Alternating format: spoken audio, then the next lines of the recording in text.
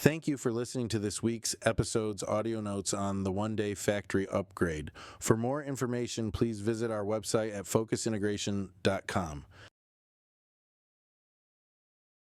Welcome back to the deep dive. We have a really fascinating stack of research on the desk today. And it tackles a subject that, let's be honest, usually makes plant managers break out in a cold sweat. Oh, completely. We are talking about the system upgrade. It's right up there with audit and mandatory recall on the list of phrases you never want to hear on a Monday morning. It really is. And for anyone listening who has ever spent time on a manufacturing floor during a big retrofit, you know the vibe I'm talking about. The chaos. Yeah, what we call the nightmare scenario. The production line just goes dead. That weird, uncomfortable silence falls over the whole factory. And then the swarm arrives. Exactly. You've got dozens of contractors coming in, wire strippings all over the floor, dust, and, a pile of paperwork that looks like a phone book. And the clock is ticking that entire time. I mean, every single minute that line is silent, money is just evaporating. Right. You're looking at weeks of downtime, production is zero, stress is through the roof, and frankly, for decades, the industry has just kind of accepted this. It's the cost of doing business. That's how it's seen. The necessary evil of modernization. If you want the new tech, you have to bleed for it. That has been the standard operating procedure. Construction, confusion, and delay. You basically plan for the worst and just hope for the best. But the report we are digging into today claims that this whole model is, well, obsolete. Yeah. It's titled One Day Factory Upgrade, Rapid Modern Automation Transformation. And I have to admit, when I first saw One Day, my skepticism alarm went off. It sounds like marketing fluff a little bit. But a lot of it. But the sources we're looking at argue this isn't just possible. It's the inevitable result of how modular automation has evolved. It does sound like science fiction. Or at least like someone is overpromising. But when you peel back the layers of the report, you realize they aren't talking about just working faster. Right. This isn't a caffeine strategy. No, it's not about telling contractors to skip lunch. This is a fundamental architectural shift. Yeah. It's about changing the very nature of how automation is built and delivered. From what to what? The core argument is moving from a construction mindset to an assembly mindset. And that one distinction, that changes everything. So our mission today is to unpack exactly how you take a process that usually takes 3 weeks and compress it into a single shift. We're talking hardware, software, and the human element. Exactly. But before we get to the solution, I want to linger on the problem for just a minute. Because to get the value of a one-day upgrade, you have to feel the pain of the old way. And it isn't just the downtime, though that's the big obvious cost. The report categorizes these legacy pain points really well. The one that stood out to me was this idea of tribal commissioning. It sounds almost anthropological, doesn't it? It does, but in a business context, it's kind of terrifying. It's a massive liability. Tribal commissioning is just a fancy way of saying that all the critical knowledge, how the machine is wired, which line of code bypasses that one finicky sensor. It's all in one or two people's heads. Exactly. It's the only Bob knows problem. Bob knows that if you wiggle the blue wire, the error clears. But if Bob retires, or Bob's on vacation, or just busy on another line, you're stuck. You've created a single point of failure. And that links directly to inconsistent knowledge transfer. When the integration team leaves, and they didn't write down Bob's trick, the plant is left with a black box they can't troubleshoot. So you're essentially renting your own equipment because you don't really understand it. Which leads to the other pain points. Destroyed throughput, labor availability issues. I mean, if your best technicians are tied up for weeks fighting a new installation, they aren't maintaining the rest of the plant. It's a domino effect. And eventually that hits customer confidence. You miss deadlines, you ship late, your clients start looking somewhere else. So the pressure to change isn't just about getting cool new robots. It's about survival. That's the key context. The market has changed. Manufacturers are dealing with these crazy, unpredictable demand curves and a severe labor scarcity. They just don't have the luxury of a 3-week shutdown anymore. The market is saying, we need it now, and it has to work instantly. Precisely. External pressure is forcing internal innovation. And that brings us to the how. How do you physically pull this off? Okay, let's get into the nuts and bolts. The hardware revolution. The report drops a statistic that I had to double-check because it just seemed so high. I think I know the one you mean. It says in this new model, the automation system is 95% complete before it even arrives at the factory loading dock. That number. That's the key to the whole concept. But break that down for us. In the old world, what did complete even look like when it showed up? In the old world, complete meant you had all the parts and boxes. You'd ship components, frames, motors, spools of wire, sensors, and little cardboard packages. And you'd build the machine from scratch right there on the factory floor. Right, which makes the factory floor a construction site. You're cutting metal, you're drilling holes in concrete, stripping wire, terminating connections. Every one of those is a chance for an error. A huge chance. A wire stripped too far, a loose terminal, a metal shaving falling into a circuit board. That is where all the delays come from. So how do they get to 95% completion off-site? What are the actual physical enablers here? The report lists a few critical ones. The first is pre-wired panels and pre-tested safety circuits. Meaning the whole electrical nervous system is already built and tested before it even leaves the OEM. Yes. You don't have electricians on ladders at 2 in the morning trying to read a schematic with a flashlight between their teeth. The panel is a finished unit. Okay. Then you have prefabricated robot assemblies. The robot isn't a project, it's a product. It comes mounted on a base that has the controller, the safety hardware, everything. It's modularity taken to the extreme. The report mentions standardized I/O blocks and quick connect field devices. Think of it like consumer electronics. When you buy a computer, you don't solder the USB ports on yourself, right? You just plug things in. Sure. Industrial automation is finally catching up, and we're seeing universal mounting points. That's a big one. No drilling new holes in the concrete. No. If you have a standardized grid, the new module just clicks into place. It's mechanical plug and play. And the source also mentions drop-in robot programs. So even the physical movement is largely predetermined. To a huge degree, yes. If you know the robot is on a standard base, and you know where the conveyor is because of that grid, you can pre-calculate the motion paths.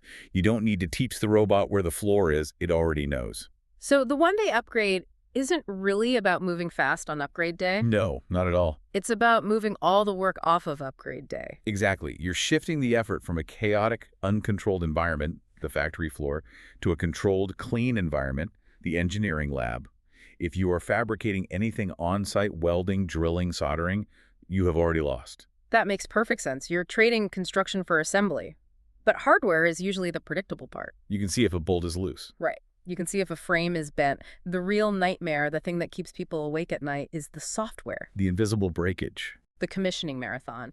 The hardware is bolted down, the power is on, but the machine is just dumb. And it was often a total black hole for time. You turn it on, and nothing happens. Yeah. Or, worse, it crashes.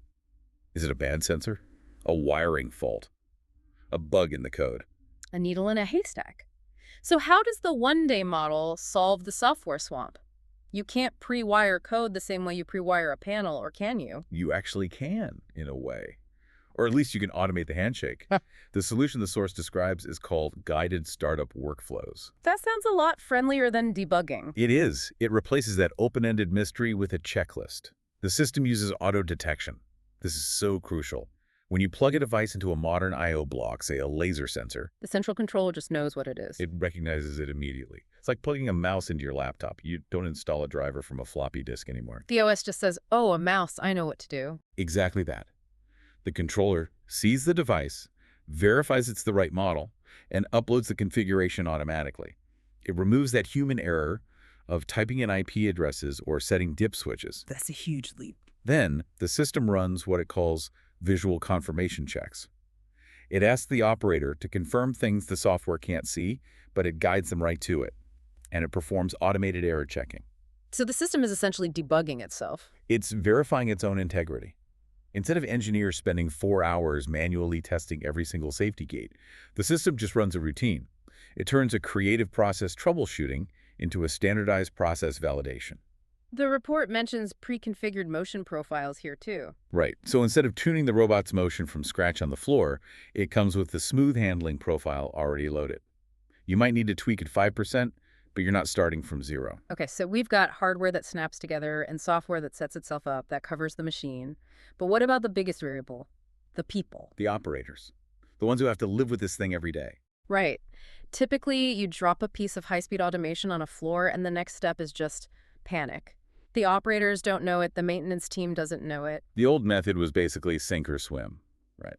You'd follow Bob around and hope you remembered what he said over the noise. And if Bob's a bad teacher, you get a bad operator. Exactly.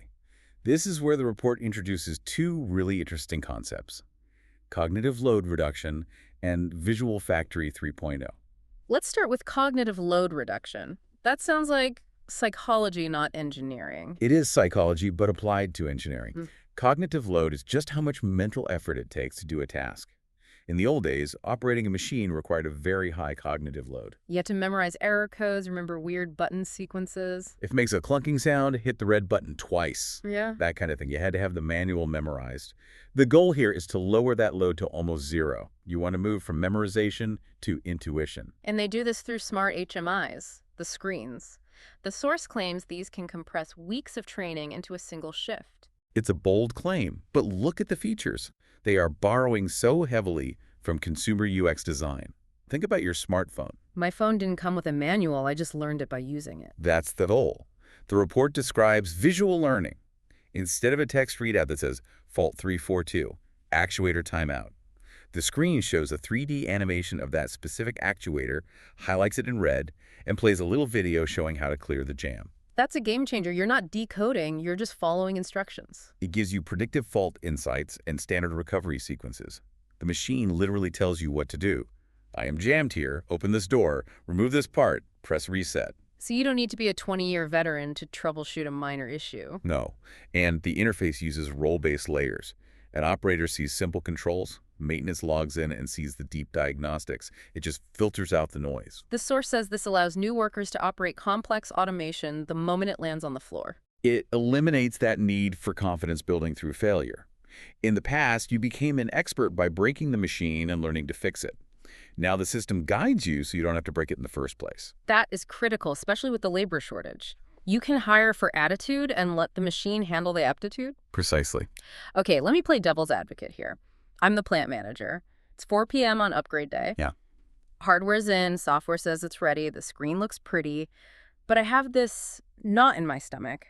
The anxiety of day one. The fear of the crash. Yes. Is it really tuned? Will it drift? Will it miss every third part? Usually you'd run it slow for a week, burn-in period. How do you skip that without taking a massive risk? The answer, according to the deep dive, is telemetry. Data. Real-time granular validation. In the old model, you trusted the contractor's word. In this model, you trust the data coming from the machine itself. What are we monitoring specifically to kill that anxiety? The source lists component health, alarm clustering, load monitoring. But the big one, the one that really solves that drift fear, is vision reliability data. Explain that one a bit more. Okay, so let's say the robot uses a camera to pick up a part. Usually you don't know if the camera is struggling until it starts missing parts completely. Right, until it fails. But with this telemetry, this system reports its confidence score for every single cycle. A confidence score. Yes. It'll say, I found the part and I was 99% sure. Or, I found the part but I was only 70% sure. I see. So if you see a string of 70s on the dashboard, you know you have a problem before the machine actually fails. Exactly. You get leading indicators, it's checking its own vitals. It even monitors operator interaction data. Is the operator pausing the machine every 5 minutes? Maybe there's a training gap or an ergonomic issue. That you don't need a burn-in period because the dashboard proves stability instantly. It demonstrates stability on day one. You can look at the screen and see. Motors are cool, vision is high confidence, cycle time is on target. That data just evaporates the anxiety. And that lets you ramp to full production immediately. Which brings us to the bottom line. Why do this? Why invest in all this stuff? The results they list are pretty undeniable. Factories using this model report a 40 to 70% reduction in downtime. That's a massive number. That is days of production saved. It goes straight to the bottom line. They also report same-day training success. A temp worker can walk in on Monday and be effective on a new line by lunch. And lower turnover, which makes sense. If the machine is less frustrating to use, people are less likely to rage quit. There's a quote in here that I think sums it all up. It says, "The line doesn't stop for a week. It pauses for a moment, then becomes better than before." It changes the psychology of it. It's not a trauma anymore. It's a refresh. Like updating your phone. Exactly. So this isn't just a nice-to-have feature set. The argument isn't that this is cool tech. It's that this is the future standard. I would argue it's the required standard. Look at product life cycles today. You're not making the same car for 10 years anymore. You need a factory that can pivot as fast as the market. Exactly. If you have to shut down for a month every time you change a product design, you're dead. You cannot survive with 1990s installation practices. It feels like we are finally treating the factory as a cohesive digital operating system. It's the maturation of Industry 4.0. We've been talking about smart factories for a decade. This is what it actually looks like. So to wrap this up for you listening, let's just recap the 4 pillars here. Okay. First, modular hardware. Pre-engineered, 95% complete. Remember, assembly, not construction. Got it. Second. Guided software startup. No commissioning marathons. The system has to auto-detect and self-verify. Check. Third. Third is smart HMIs. Visual, intuitive interfaces that reduce that cognitive load. And finally, Telemetry for validation. You have to prove it works with data, not just crossed fingers. it's a compelling package. It takes something that used to be a source of dread and turns it into a competitive advantage. It does. And it leaves me with one final thought, something I've been mulling over since I read this. Boy. If a factory can be upgraded in a single day, does the concept of a finished factory even exist anymore? Huh. That's a deep thought. Usually we build a plant, cut the ribbon, and say it's done. But if upgrades are this painless, this fast, maybe we're moving toward a model where the factory floor is just fluid. It's never done. It's in a permanent state of beta, Constantly updating, constantly evolving. adapting to whatever the market needs that week. Like software. You don't buy a finished app. You subscribe to something that gets better while you sleep. Exactly. The fluid factory, I think that's where we're heading. A manufacturing environment that flows like water rather than standing like stone. A factory that flows like water. That is a fascinating image to leave on. The idea that the best factory is the one that never stops changing. It's an exciting time to be in this industry. It certainly is. Well, that's all we have for this deep dive into the one-day upgrade. Hopefully, next time you see a robot being installed, you'll look at it a little differently. Thanks for listening, Stay curious. and keep diving deep. Thank you for listening to this week's episode's audio notes on the one-day factory upgrade. For more information, please visit our website at focusintegration.com.